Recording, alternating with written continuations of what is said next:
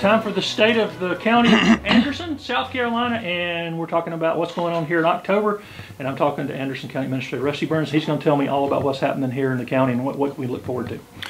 Well, let's see. The walls are going up at Arthrex. If you happen to be riding through Sandy Springs, you will see that plant, the walls are going up. We're almost completed with the infrastructure work that we're doing up there. If you look right across the road, little to the angle, you will see Tri-County Tech's new training building going up there. And so things are blowing up in Sandy Springs. And they're all going to be hiring soon. And they're all going to be hiring soon. En masse. And then let's see what we announced on TTI. That has increased in size, scope. We're also have some other surprises coming from TTI that will be along retail lines that will be a benefit to Anderson County. Remind people that don't know all the brands TTI. What are just some of the ones? TTI is Ryobi, everybody knows that. Milwaukee, Sawzall, everybody knows that. Moonlight? Several, there are 15 other different brand names that you know that you would say, well, I didn't know they made that, and the other, but there are a lot of them. So we're excited about that. We're excited about that retail feature. Interesting, some land seems to be changing hands up there, so I think that will tell us that some more development is going to occur up there. People are still building houses left and right in Anderson County, and it's really scattered, and so there are a whole lot more new friends who are moving into Anderson County than we've had before. Plus we have a lot of people in Anderson County who are upgrading their houses. Talking to realtors, I think anything between 100 and 150,000, they can't keep it on the market because it's just zipping off just like that. And a little bit up, I think, to around 250, they're moving pretty good. I think the other ones, you still have to have special buyer when you get up to 350, 400 lake property. But I'm not in that market, so I'm not really worried about it. But I think that's interesting. Well, the population is continuing to grow. The population is continuing to grow. You see the traffic, yeah, you know that, and I tell everybody it's 204,000 people, and I'm beginning to think that when the census is officially done, it's going to be higher than that.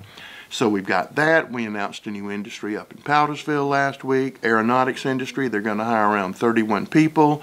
They're going to pay $25 to $30 an hour. We're excited about that because that's putting growth in different areas. We have several more economic development projects that we haven't announced yet, and we're looking forward to announcing those. And there's just a whole lot of activity going on in the county. The terminal is under construction. The runway, our brand new refurbished runway, is complete and back in service. People haven't seen it. There's some videos online of how people landing on it and stuff. And so we're excited about having that done. As you know, we signed a contract about 2 months ago with a developer to develop the property behind the old courthouse. And they are actively recruiting tenants. They've already done a market study. And one of the fascinating things about that market study, it says that, and I don't know how they get it down to this number, but they said there is a big demand for 67 housing units in that location in Anderson County. So I think that's very interesting about the possibility of that building. And we're moving fast on that. We're moving fast, but not fast enough for me. But then we're talking about, do you want one real tall building? Yes, we want one real tall building. But just thinking about that site so large, you may have multiple buildings on that site. You might also have buildings and have a courtyard in the middle. Just all kinds of things that we're exploring at this point in time. Vision casting, how soon could we start moving dirt over there? I'm hoping that we could start moving dirt in about 9 months. I'm hoping the thing would be completed in about 18 to 20 months. That's what I would like to see. And then naturally we would close that street behind the old courthouse and in front of this new building and make a plaza there. And I think that would be really, really nice. Change the face of downtown. Change the face of downtown. And would really love to have a water feature there. So that's something we're talking about. We are working with a group over in Piedmont, South Carolina, after Anderson County begging, screaming, crying, and pleading, trying to get people to pay attention to the Saluda River. I think now you have some developers, very well financed, experienced developers who've bought old mills over in the Piedmont area. So their vision, and this is what they tell me, one of them is Mr. Hincapie, not George Hincapie, the cyclist, but his brother, and some other people. They purchased this property, and they think that they can turn that into a traveler's rest, except using the river as the focus group. We are flirting around, or they're flirting with us, a well-known brewery about purchasing land in the Pelzer area right on the river and turning it into a brewery/event center on the Saluda River with a dock so you can kayak there. So that's very exciting. That hasn't come to fruition yet, but we're talking actively with those people. And Matt Shell's been driving this for Matt 10 Shell years. has been driving this train, the lonely man in the wilderness, saying, look, this is the greatest thing you can have. Let's do something with it. And after 10 years of wandering in the desert, I think that his dream is finally coming true. So we're excited about that. And people, to remind people that we've got handicap accessible up at Dolly Cooper now for kayaks. Anybody can go in there with any disability and launch their own kayak. And in Pelzer, we have one right there, and you can go enjoy the river. And lots of people are doing that. Right. But if they do all a place to go in and a place to come out. Yeah, that's what I was and if they're doing all of that stuff in Piedmont, and again talking to that developer, he's already had a whole bunch of people that have said, I would like to live there. And if you can imagine the old downtown section of Piedmont spruced up and fixed up, that could be a very attractive place. And as you know, that part of that's in Greenville and part of it's in Anderson. And we have had meetings between our councilman, Ken Waters, and Mr. Ballard, the councilman of Greenville County, and our two recreation departments have been having meetings on that. I think we're moving faster than they are. I wish they would move as fast as we are on that. So we have that going on. They're still working on the trail system, the ANATS project, to connect 81 to the Civic Center. So that's still going. It's kind of bubbling under the surface, but that's going to be really, really nice. I'm also pleased to report, after 8,000 trials, tribulations, missteps, misfires, that the only thing lacking on the East-West Parkway part is the concrete walkway. And the problem there is everybody's so busy, we can't find anybody to do that. So as soon as we finish a bridge project, we're going to do it ourselves. And that will open up this side and this side. Then we will go out and bid, thanks to Brian White, we will bid out the middle and see what we're going to put in the middle to make that one continuous piece. But you can actually use the parking lots up there now. Really? Now remind people where that is. That's right off the East-West Parkway, about dead center in it. And so instead of having to worry about a place to park, well, you can come there, walk this way, walk that way. So we're happy about that. The bathroom out at Green Pond Landing is now under construction. Glenn Constructors, local companies doing that. We're very pleased with that. And those are required for ADA compliance to have in bathrooms. Yeah, but we want to do ADA because it's the right thing to do. Right. Yeah, exactly. But it's law. I mean, yeah, it's even law. If you didn't want to do the right thing. It's law, but a lot of people don't follow the law. Don't. But anything that we build new, we want it to be ADA compliant. And as you know, we did a retrofit on the new courthouse, the 26-year-old new courthouse, to make that completely ADA accessible. And so. And Brown Road is. And Brown Road is. And so we have that going on. But you also know we have attracted another major bass tournament, and that's one that'll get a lot of publicity. But people don't know that we've got people out there having tournaments every weekend. ABA Couples Championship was a couple of weeks ago. Civic Center. Every year, one of the biggest events we have in terms of putting people in hotels is the state wrestling tournament. That's the only night of the year that Anderson County leads the state in occupancy rate. Okay? But this year, Roger Dixon TRZ, they've attracted 3 more. And early in December, we're having Border Wars wrestling. And we'll have wrestlers from South Carolina, Georgia, Tennessee, and North Carolina here for 2 days. So we're expecting that to be a nice shot of business during the holiday season. One of the other things we're going to do... Before you get too far back from Green Pine, we still don't have a definitive study on how much economic impact. We have general notions, right? Well, we have general notions, but they just put out some information, Bass did, on what they perceive from the Bassmaster Classic we have. But this next one we're getting... That was like $22 to $25 million. Yeah, but the next one we're getting... That's Anderson they're talking about. They're not Greenville Park. And the upcoming tournament, Bassmaster Tournament, is completely in Anderson. The only one we share is Bassmaster. Right. But this one is a Bassmaster event completely, totally in Anderson County. So we're very excited about that. And one of the things we did this last year, we have the Christmas tree lighting every year. And you know, it's a big thing and it's after Thanksgiving. Well, last year, and we're going to do it again this year, not to take away from the mega tree lighting and the ceremony that we have, but we have so many people who have relatives coming in from out of town for Thanksgiving and they may not come back for Christmas, is on that Wednesday we're going to light the Christmas tree before Thanksgiving. So if families are in town, they can come take a look at the Christmas tree. Just a little quiet. Is it going to be a soft, or are we going to have a little event? It's going to be a soft opening, not to take away from the mega traditional opening. But and we're going to talk more about the Christmas tree in November. That's going to be our big story in November.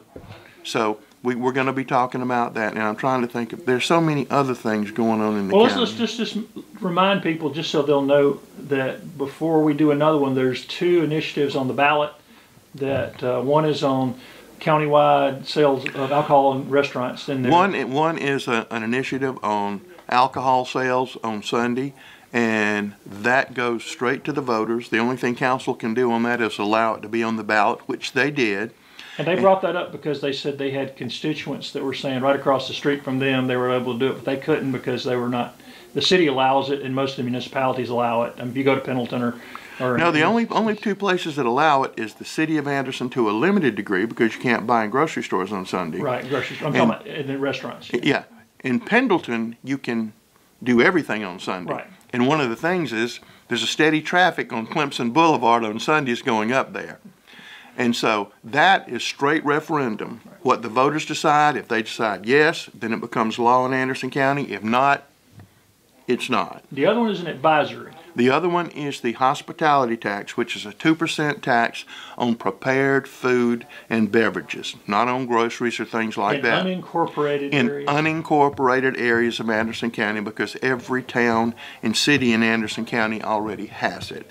And this is advisory. So if a whole bunch of people vote for it, then council will look at the results and decide what to do. There seems to be some confusion on what unincorporated areas are. If you're not in the town limits of Pendleton, Starr, Iva, Anderson, etc.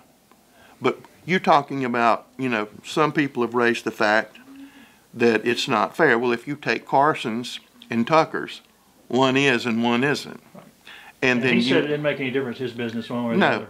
And then you have some chains who will not come in for restaurants and things like that unless they can have Sunday alcohol sales. Well, the two big areas are the area off exit 19 there, where all the, you know, Outback and Cracker Barrel and all those. That's where we've done studies that suggest 60 to 70%. And I believe that's too high, that you would have 60 or 70% coming off of there, but you would have a lot coming off of the Powdersville, Exodus, and all those. That license tax study they did suggested that, though. Well, it suggested a whole lot of that money will be paid by people who will never use any facility built in Anderson County. And the other area is the Powdersville area that's growing but has no way to generate revenue for recreation. Yes. And right, because it's unincorporated. And that's the fastest growing area of the county, right? It's, the Powdersville area, according to our study that we did, and looking at all the upstate, may be the fastest growing area in the upstate.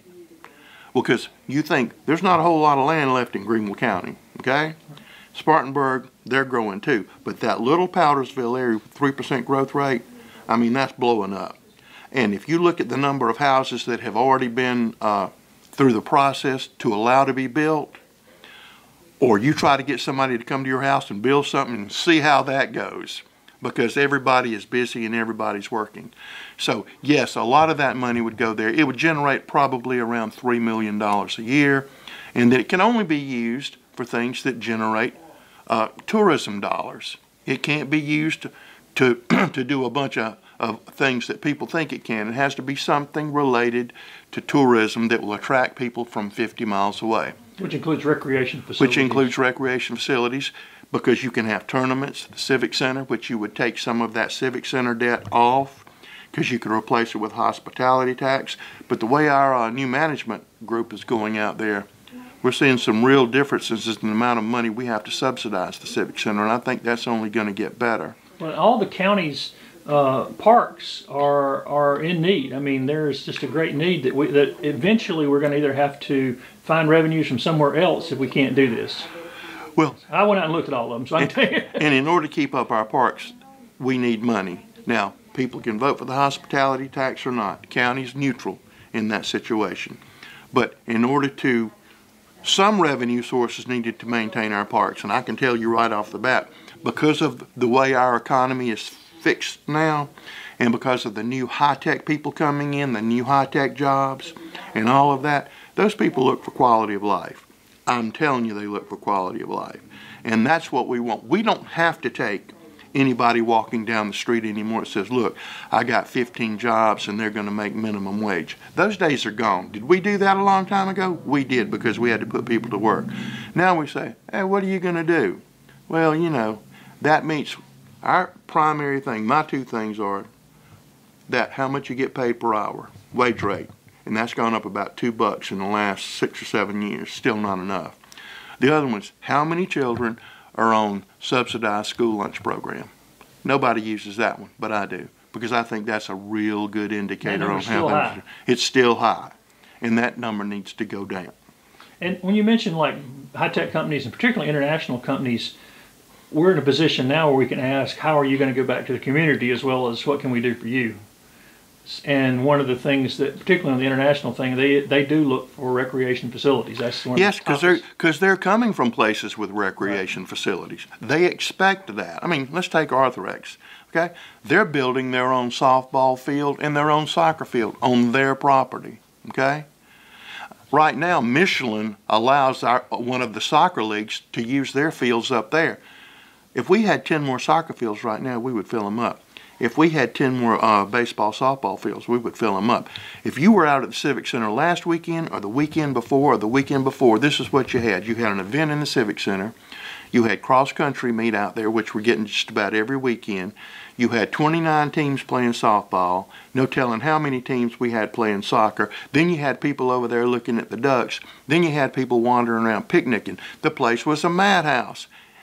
And it's getting a lot of wear, and we need to maintain it and improve it. We've made some changes, but you can't fix up a whole lot of stuff unless you have money. That walking track out there we need some work on that walking track. Well, and you know, cards on the table. I've researched this, and our neighboring counties do this. They take care of the facilities. They're better organized. They're more strategic. Spartanburg's been doing it 10 years, and you know they're $40 million ahead of us after 10 years because they had a county-wide hospitality tax to take care of those things, yes, without having to raise property tax on their properties. But anyway, the advisory vote will go in, and Councilman Craig Wooten has put together things. They're going to have a study to show how to prioritize, how to spend the money. Yes. And even if we don't get if they decide not to do that, they're going to have to come up with the money and still figure out where the money comes from and then how to spend it. The money's going to have to be spent come from somewhere. Yes. Or you're going to start closing parks, and I'm not saying you're going to be closing parks or threatening that. I'm just telling you this is what it is. Right. In the last 10 years, councils raised taxes $1 million. But if you think about it, 1 year they took $1 million off, so it's been flat. Has there been growth in the mill? Absolutely. Not going to lie to anybody about that.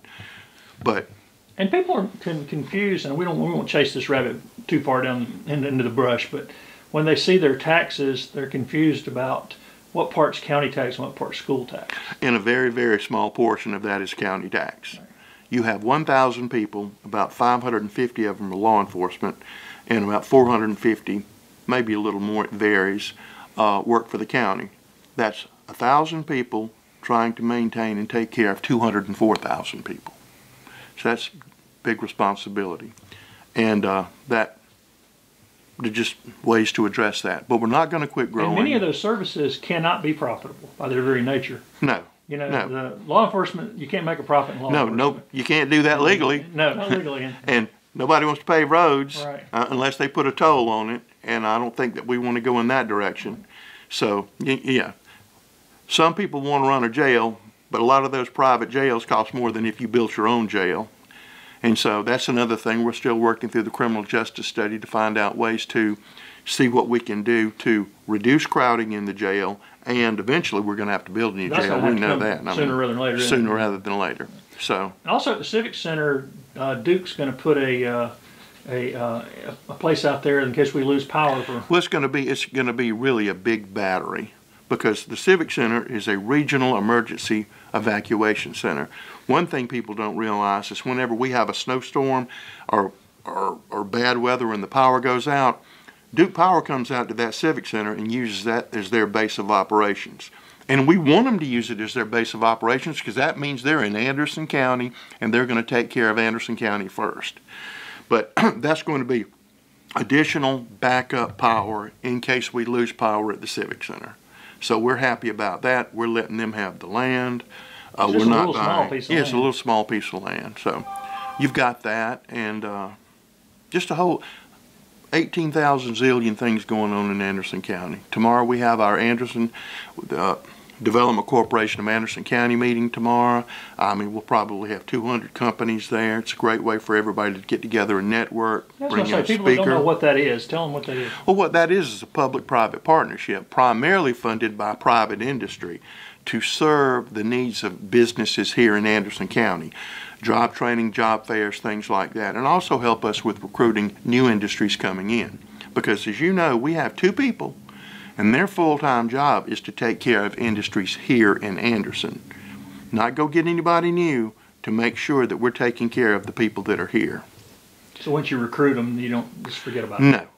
And I think that's one of the reasons we've been successful, because when these companies come in, sometimes they don't even see us. They'll go visit on their own.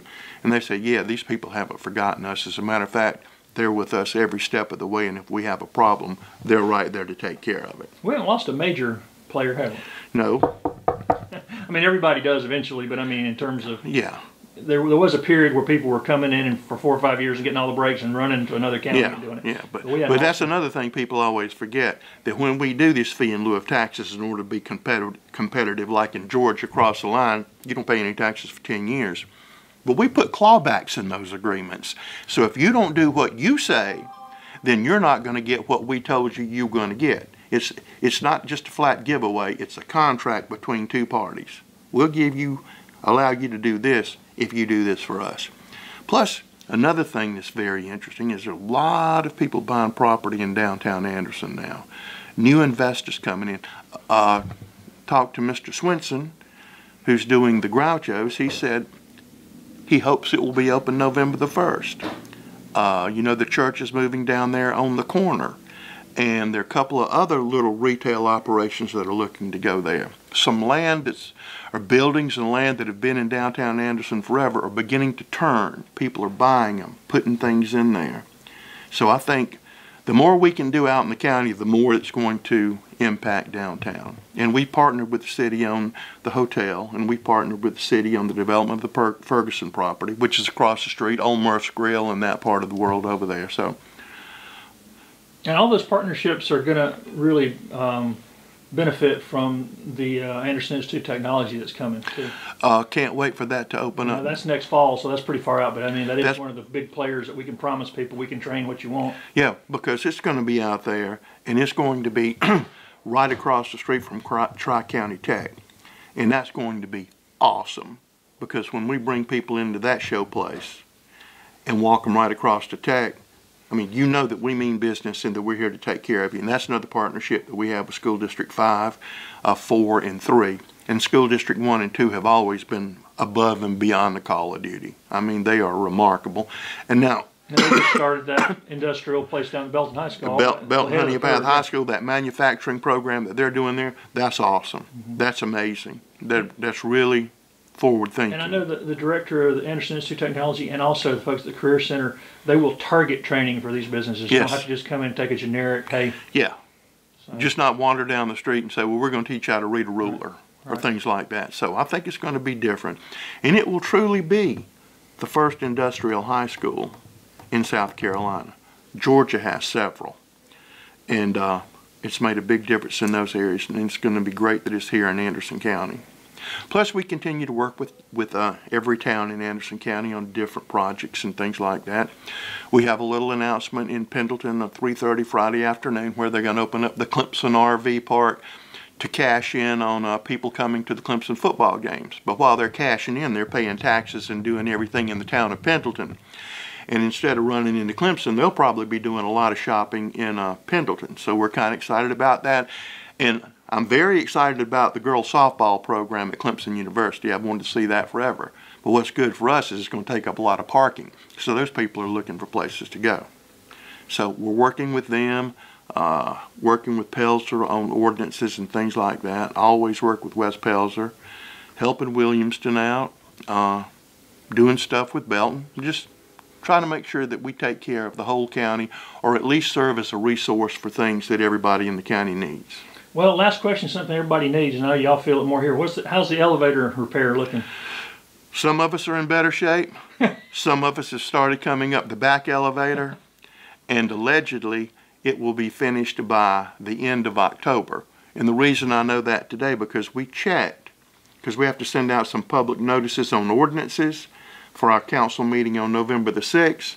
And so I asked, do we need to go back to the Civic Center, or can we name the location here? And they said, we will be here. So they're actually they're having to manufacture the main shaft. So I don't know whether there's some people in a dark cave building this shaft and sparks are flying everywhere, but that's what we're waiting on. So we don't know how they retrofitted it when they started back in the 80s. I mean, it just jerry-rigged it up and it lasted this long. All I know is they're building a brand new thingamajig. Okay. All right, well, we'll update you again in November, and we'll also have a surprise announcement on our Christmas tree. Not only is it going to be lit earlier, but something else we're going to talk about. There you go. Thanks.